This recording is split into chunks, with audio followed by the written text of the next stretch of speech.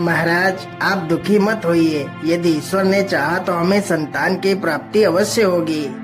लेकिन कैसे मंत्री जी, मुझे तो लगता है इस जीवन में मुझे पुत्र का सुख नहीं मिलेगा। महाराज आप हिम्मत मत हारिए। मैं भी तो आपकी तरह ही हूँ। मेरी भी तो कोई औलाद नहीं है। मैं तो रोज ईश्वर से पुत्र की कामना करता हूँ। यदि ईश्वर ने चाहा तो हमें औलाद का सुख अवश्य मिलेगा महाराज। राजा भीमसेन के कोई औलाद नहीं थी और न ही राजा के मंत्री की कोई औलाद थी। वह दोनों कभी कभी इस बात को लेकर काफी चिंतित हो जाते थे।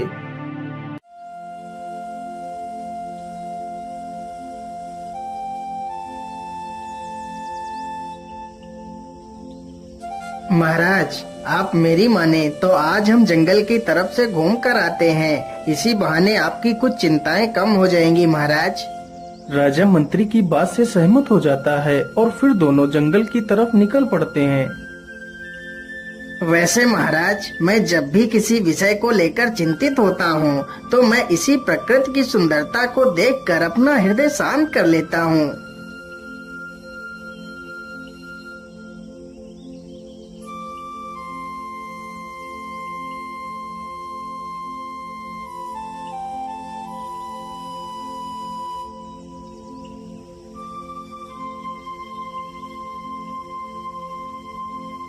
अरे यह कौन है? यह तो कोई तपस्वी लगता है। चलो इसके पास चलते हैं।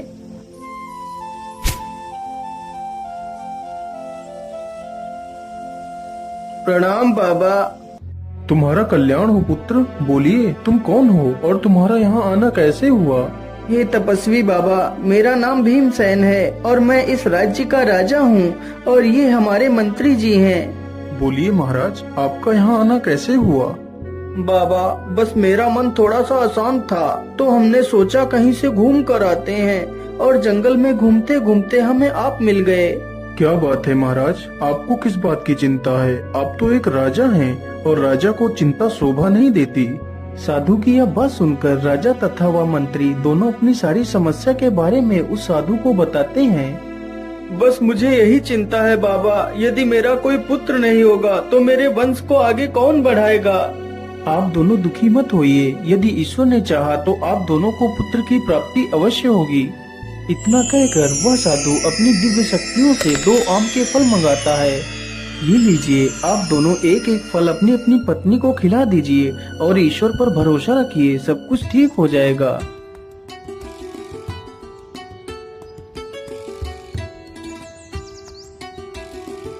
फिर वे दोनों साधु का धन्यवाद करते हैं और वहाँ से चले जाते हैं।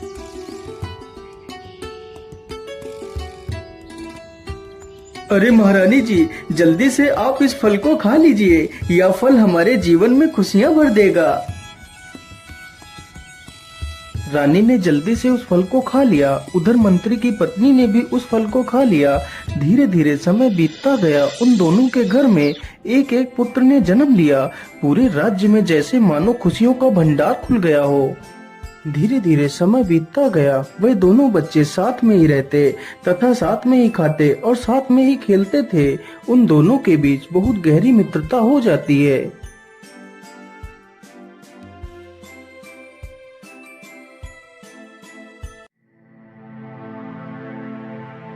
मित्र, आज मेरा मन शिकार पर जाने को हो रहा है। यदि तुम चाहो तो आज हम शिकार पर चलते हैं। राजकुमार के बोलने पर वजीर का लड़का शिकार के लिए तैयार हो जाता है। दोनों जल्दी से अपने अपने घोड़े पर सवार होते हैं और निकल पड़ते हैं।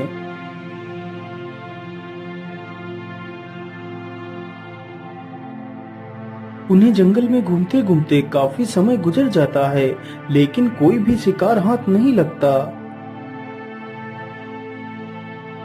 अरे भाई, हमें घूमते घूमते इतना समय हो गया लेकिन कोई भी शिकार हाथ तो लगा ही नहीं। मैं तो बहुत थक गया हूँ। मैं तो अब इसी पेड़ के नीचे आराम करूँगा।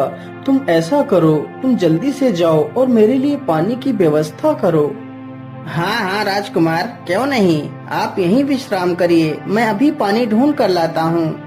इतना कहकर वह वजीर का लड़का पानी की तलाश में निकल पड़ता है।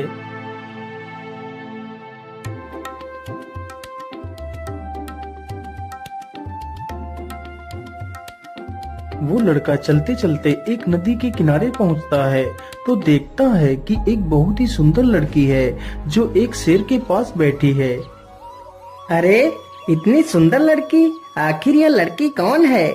लेकिन या तो शेर को अपनी तकिया बनाकर बैठी है। इसकी सुंदरता के आगे तो बड़ी बड़ी अप्सराएं भी कुछ नहीं है।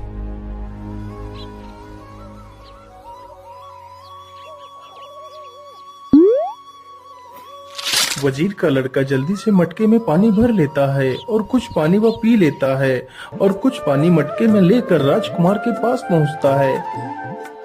ओहो भाई, तुमने आने में तो कितना समय लगा दिया। मेरी तो प्यास के मारे जान ही निकली जा रही थी।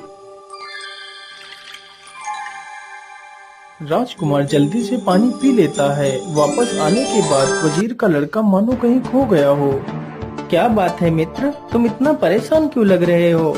मुझे लग रहा है तुम किसी गहरी सोच में डूबे हुए हो। फिर वह वजीर का लड़का सारी कहानी राजकुमार को बताता है। अरे भाई, मैं भी उस सुंदर लड़की को देखना चाहता हूँ। मेरा मन भी उसे देखने के लिए उत्सुक हो रहा है। चलो मुझे उसके पास ले चलो। फिर वे दोनों वापस उसी नदी के पास जाते हैं तो देखते हैं वह शेर अपना सिर उस सुंदर लड़की की गोद में रखकर सो रहा है। वाह वाह, यह तो मानो सुंदरता की देवी है। मैंने आज तक कभी भी इतनी सुंदर लड़की नहीं देखी। चलो मित्र, इसके पास चलते हैं। दोनों मित्र उस लड़की के सामने जाकर खड़े हो जाते हैं। वह लड़की कोई और नहीं बल्कि एक राजकुमारी थी। वह भी राजकुमार को देखती ही रह जाती है। उन दोनों को आपस में प्रेम हो जाता है। आप कौन हो सुंदरी, जो अपनी सुंदरता से इस स्थान को प्रकाशित कर रही हो? मैं बल्लभगढ़ की राजकुमारी हूँ। आपने मेरा परिचय तो पूछ लिया, लेकिन अभी तक अपना परिचय नहीं दिया। फिर राजकुमार अपना परिचय देता है। राजकुमारी जी, यदि आप बुरा ना माने तो क्या आप मेरे साथ घूमने के लिए चलेंगी? राजकुमार जी, मैं तुम्हारे साथ चलने के लिए तो तैयार हूँ, लेकिन यदि मैं यहाँ से जरा सा भी हिली तो यह शेर जग जाएगा और आपको खा जाएगा। राजकुमारी जी, आप चिंता ना करें, इसे मेरा मित्र संभाल लेगा। राजकुमार की आवाज सुनते ही वजीर का लड़का धीरे से शेर के सिर को राजकुमारी की गोद से हटाकर अपनी गोद में रख लेता है। फिर वे दोनों वहां से चले जाते हैं। कुछ ही देर में जब शेर की आंखें खुलती हैं तो वह राजकुमारी को अपने पास नहीं पाता। अरे तुम कौन हो और राजकुमारी कहाँ है? मेरा नाम प्रेम सागर है। राजकुमारी तो राजकुमार के साथ चली गई। फिर वह वजीर का लड़का सारी बात उस शेर को बताता है। अच्छा, राजकुमार तुम्हारा सच्चा मित्र है? हाँ हाँ शेर भाई, वह मेरा सच्चा मित्र है। बेटा, वह तुम्हारा सच्चा मित्र नहीं है। मैंने दुनिया में ऐसे बहुत से लोग देखे हैं जो खुद को सच्चा मित्र बताते हैं, लेकिन मुसीबत पड़ते ही वह दुम दबाकर भाग जाते हैं। वही कार्य तुम्हारे मित्र ने भी किया है। तुम्हें खतरे में डालकर खुद राजकुमारी को लेकर यहाँ से भाग गया है। जो सच्चे मित्र होते हैं वह अपने मित्रों को मुसीबत से बचाते हैं, न कि उन्हें मुसीबत में डालते हैं। मैं तुम्हें एक कहानी सुनाता हूँ, 3 सच्चे मित्रों की। बहुत समय पहले की बात है। भानगढ़ के राजा का एक पुत्र था जिसके 2 मित्र थे, जिसमें से एक बढ़ई तथा दूसरा ब्राह्मण था। बढ़ई के पास ऐसी शक्ति थी कि वह जरा सी चंदन की लकड़ी से एक ऐसा घर बना सकता था जो उस घर के मालिक के कहने पर कहीं भी आ जा सकता था, तथा ब्राह्मण के पास ऐसी शक्ति थी कि वह मृत शरीर को भी जीवित कर सकता था।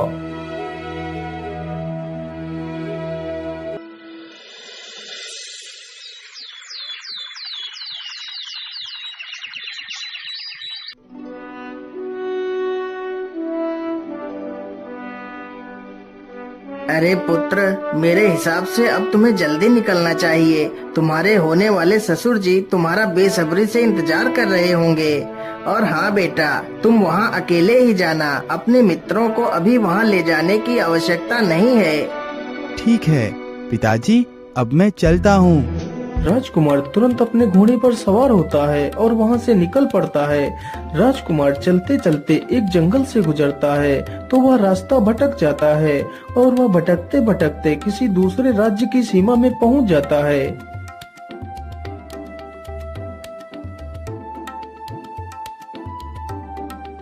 ओहो, मुझे चलते चलते पूरा दिन गुजर गया, लेकिन अनवल राज्य अभी तक नहीं आया।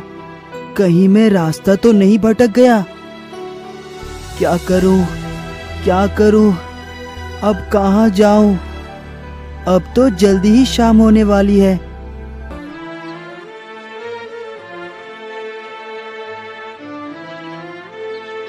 अरे, उधर तो एक घर बना हुआ है।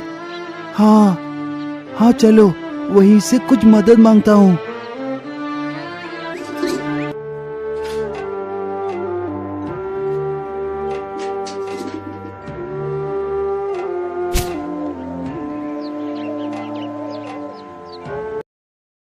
राजकुमार जल्दी से जाता है और गेट को खटखटाता है तो एक बहुत ही सुंदर लड़की दरवाजा खोलती है।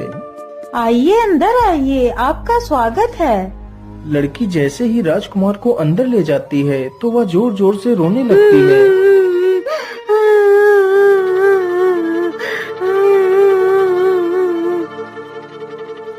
अरे, तुम्हें क्या हुआ?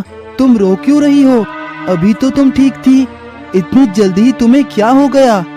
मैं तुम्हें क्या बताऊं, मुझे तुम्हारी सुंदरता और भोलेपन को देखकर रोना आ रहा है। लेकिन तुम मुझे देखकर क्यों रो रही हो? मैं इसलिए रो रही हूँ कि तुम मौत के मुंह में आ गए हो। तुम्हारा यहाँ बचना लगभग असंभव है। यह घर एक राक्षस का है। वह राक्षस आ जाएगा और तुम्हें खा जाएगा। फिर वह लड़की अपनी सारी कहानी राजकुमार को बताती है। अरे नहीं सुंदरी, तुम बेकार में परेशान हो रही हो। मैं कोई हलवा नहीं जो राक्षस मुझे मारकर खा लेगा। बस जो मैं कहता हूँ उसे ध्यान से सुनो। फिर वह राजकुमार उस लड़की को अपनी चाल के बारे में बताता है। हाँ, मैं तुम्हारी बात को समझ गई। चलो, मैं तुम्हें एक संदूक के अंदर बंद कर देती हूँ। यदि तुम्हें उस राक्षस ने देख लिया तो वह तुम्हें मार डालेगा। इतना कहकर वह लड़की उसे एक संदूक के अंदर बंद कर देती है। कुछ ही देर में वह राक्षस भी वहाँ पर आ जाता है।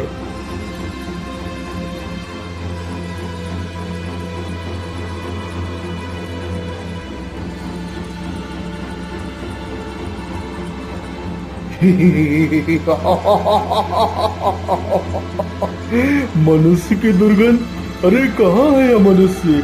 जल्दी से उसे मेरे सामने लेकर आओ। अरे, आप ये कैसी बातें कर रही हैं? आज आपकी तबीयत तो ठीक है ना? अचानक से आपको मनुष्य की दुर्गंध कहाँ से आ रही है? यहाँ पर तो मेरे अलावा और कोई भी नहीं है। अच्छा, ठीक है। हो सकता है यह मेरा भ्रम हो। अजी, ये सब छोड़िए ना। आप रोज रोज इतनी देर से आती हैं। मुझे आपकी बहुत चिंता लगी रहती है। कहीं आपको कुछ हो गया तो मेरा क्या होगा? मेरी प्रिय, तुम बिल्कुल भी चिंता ना करो। मुझे कोई भी नहीं मार सकता। आप ये कैसी बातें कर रहे हैं? आखिर आपको कोई मार क्यों नहीं सकता? अरे प्रिय, मैं इसलिए नहीं मर सकता क्योंकि मेरे प्राण मेरे शरीर के अंदर है ही नहीं। मेरे प्राण तो इस तोते के अंदर है। जब तक यह तोता नहीं मरेगा तब तक मुझे कोई नहीं मार सकता। राक्षस के मुंह से यह बात सुनते ही वह लड़की मन ही मन बहुत खुश हो जाती है।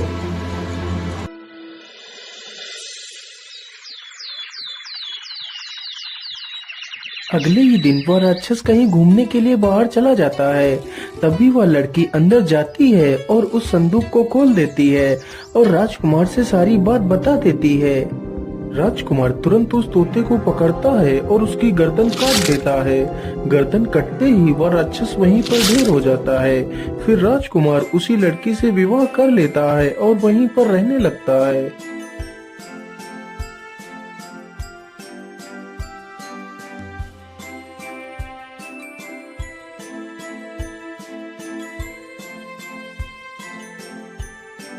अजी, आप इसमें क्या लेकर आए हैं? तुम खुद ही देख लो रानी, मैं तुम्हारे लिए क्या लेकर आया हूँ। रूपकला जैसे ही उसे खोलकर देखती है तो उसके अंदर एक बड़ी ही सुंदर कंघी रखी होती है। राजकुमार जी, यह कंघी तो वाकई कितनी सुंदर है। आपका यह उपहार अमूल्य है। फिर राजकुमार बातों ही बातों में रूपकला को अपने दोनों मित्रों के बारे में बताता है। अरे वाह, आपके दोनों मित्र तो अद्भुत हैं। काश कि मैं भी कभी उनसे मिल पाती। एक दिन की बात है, रानी उस कंघी से अपने बाल संवार रही थी। तभी उसने उस कंघी को वहीं पर रख दिया और अंदर चली गई। इतने में ही एक कौवा उड़ता हुआ आता है और कंघी को उठाकर ले जाता है और उस कंघी को नदी में गिरा देता है। उस कंघी को एक बड़ी मछली निकल जाती है। हे भगवान, रोज रोज मुझे छोटी मछलियाँ ही मिलती है, पता नहीं बड़ी मछली कब मिलेगी।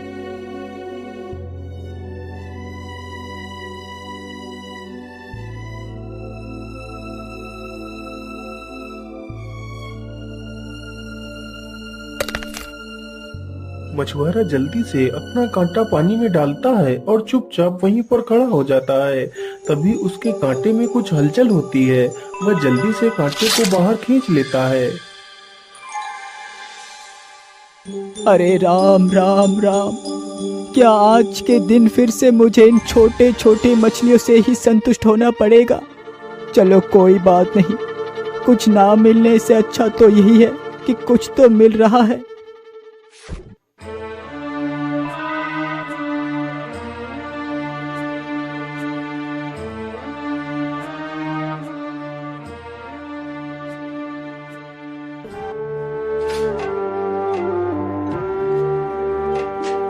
अरे मुझे लगता है मेरे कांटे में फिर से कोई मछली फंस चुकी है। चलो जल्दी से इसे बाहर खींच लेता हूँ।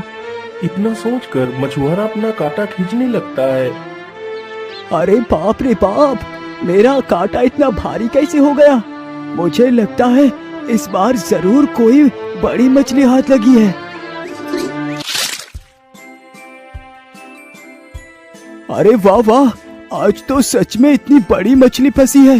कहीं ये सपना तो नहीं देख रहा हूँ? अरे नहीं, ये कोई सपना नहीं है, ये तो सच में एक बड़ी मछली है। चलो जल्दी से घर चलता हूँ, भाग्यवान बहुत खुश हो जाएगी। इतना सोचकर मछुआरा जल्दी से उस मछली को अपने घर ले जाता है।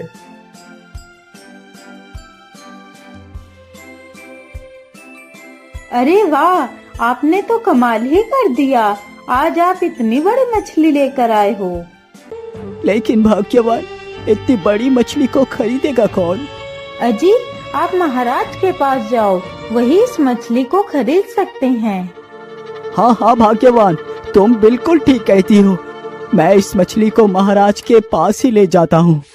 इतना कहकर मछुआरा राजा के पास पहुँच जाता है। ठीक है, वो दिन मैं तुम्हारी मछली वे तुम्हें 100 सोने की अशर्फिया देता हूँ। राजा के मुंह से यह बात सुनकर मछुआरा बड़ा ही खुश हो जाता है और 100 सोने की मोहरें लेकर वहाँ से चला जाता है। फिर रसोइया उस मछली को उठाकर पकाने के लिए ले जाता है। जैसे ही वह रसोइया उस मछली को काटता है तो उसके अंदर वही सुंदर कंघी निकलती है। रसोइया तुरंत उस कंघी को लेकर राजा के सामने जाता है। लेकिन इतनी सुंदर कंघी आखिर किसकी हो सकती है? रसोई, तुम इस कंघी को मुझे दे दो और तुम जाकर अपना काम करो। रसोइया तुरंत उस कंघी को राजा को दे देता है और वहाँ से चला जाता है। अरे वाह, ये कंघी तो कितनी सुंदर है। यदि ये कंघी इतनी सुंदर है तो इसका उपयोग करने वाली कितनी सुंदर होगी। मुझे उससे मिलना ही होगा। सैनिकों, इस कंघी को लेकर जाओ और पूरे राज्य में इस कंघी को दिखाओ कि ये कंघी जिसकी भी है वो अपनी कंघी को राजा के दरबार में जाकर ले ले। राजा का आदेश होते ही सैनिक पूरे राज्य में उस कंघी को लेकर घूमने लगे। अरे, ये कंघी तो कुछ देखी सुनी सी लगती है। अरे हाँ, ये कंघी तो उस दिन वह युवक खरीद रहा था, लेकिन उसका तो घर पास में ही है। अरे सैनिक भाई, मैं जानती हूँ ये कंघी किसकी है। तो फिर जल्दी से बताइए बूढ़ी माँ, आखिर ये कंघी किसकी है? सैनिक भाई, उसका जवाब मैं कल राजा को खुद आकर दूंगी। अब तुम लोग यहीं से वापस लौट जाओ।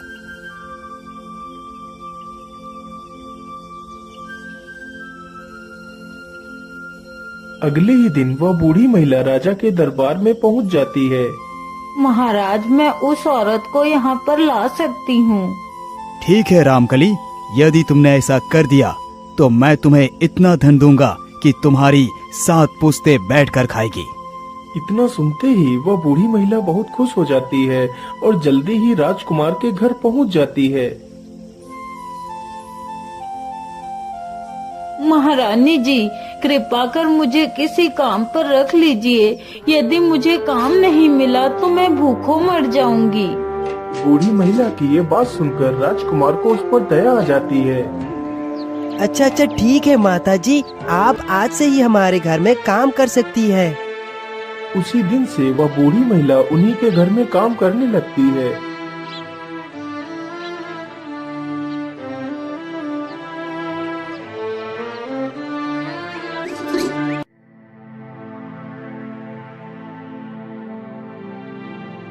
ओहो, इतने दिनों से खाना बना बना कर, बर्तन धो धो कर मैं तो तंग ही आ गई हूँ। आज तो मैं राजकुमार को जिंदा नहीं छोड़ूंगी। इतना कहकर वह बूढ़ी महिला खाने में जहर मिला देती है।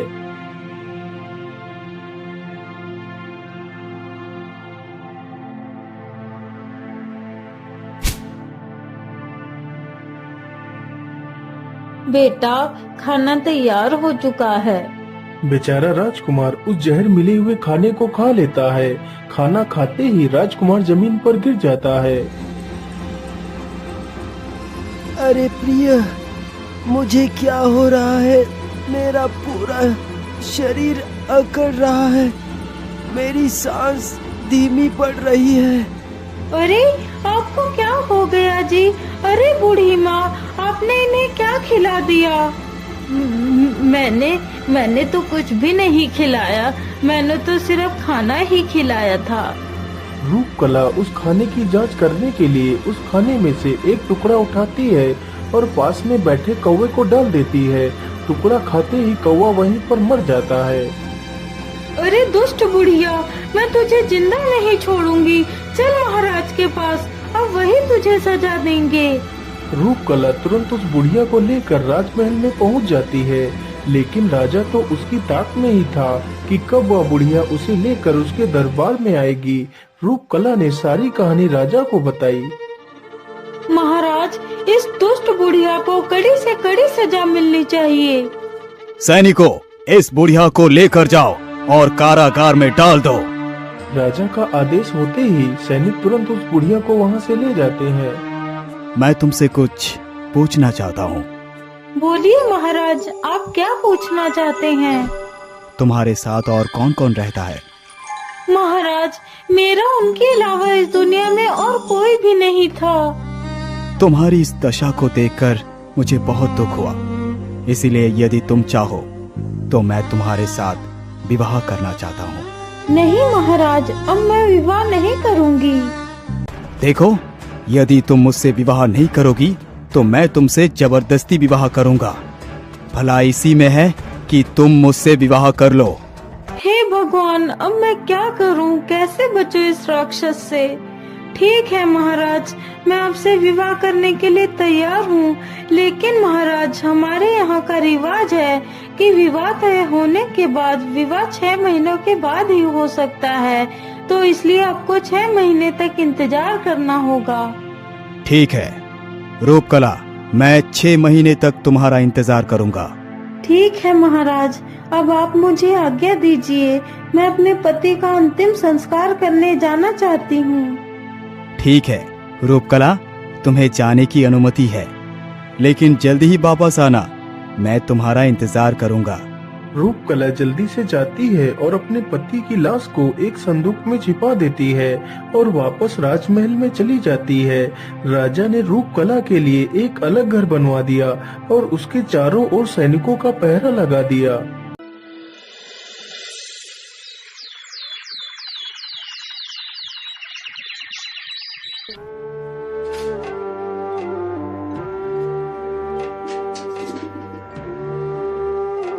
महाराज, राजकुमार इतने दिनों से गायब है और आपने हमें बताया तक नहीं। वो बेटा, मैं नहीं चाहता था कि तुम दोनों भी परेशान हो, इसीलिए मैंने तुम दोनों को नहीं बताया। महाराज, इसमें परेशानी कैसी? हम दोनों उसके मित्र हैं और हम दोनों आज ही अपने मित्र को ढूंढने के लिए जाएंगे। इतना कहकर दोनों मित्र पैदल ही वहाँ से निकल पड़ते हैं।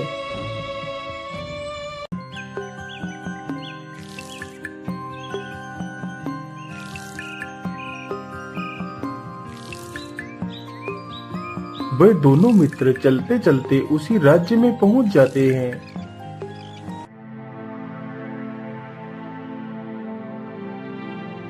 अरे, यह दोनों युवक तो मुझे कुछ जाने पहचाने से लग रहे हैं। अरे सैनिकों, तुम लोग जल्दी जाओ और इन दोनों युवकों को मेरे पास बुलाकर लेकर आओ।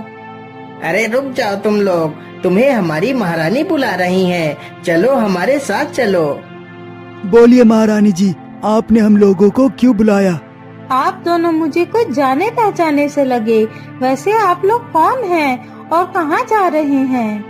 फिर वह दोनों मित्र अपनी सारी कहानी रूपकला को सुनाते हैं। यह सुनते ही रूपकला की आंखों में आंसू आ जाते हैं। भैया, आपका मित्र राजकुमार तो मारा जा चुका है और मैं तुम्हारी भाभी हूँ।